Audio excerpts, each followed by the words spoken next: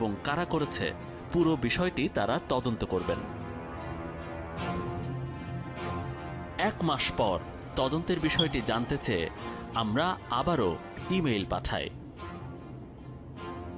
কিন্তু সেই মেইলের জবাব এখনো পাওয়া যায়নি। তবে সিআইডির তদন্তে বেরিয়ে এসেছে এমটিএফই এর মূল প্ল্যাটফর্মের চুক্তি বাইন্যান্সের সাথে ছিল না। এদেশের মানুষ না বুঝে বিনিয়োগ করেছিল এমটিএফির নকল প্ল্যাটফর্মে।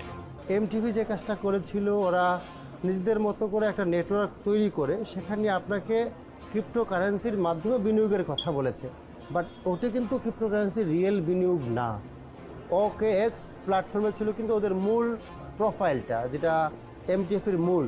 কিন্তু যারা বিনিয়োগকারী তারা কিন্তু কেউ OKX প্ল্যাটফর্মে থ্রো থেকে টাকা দেয়নি। এমটিএফ জনগণের কাছ থেকে টাকা ওদের পকেটে নিয়ে সেই টাকা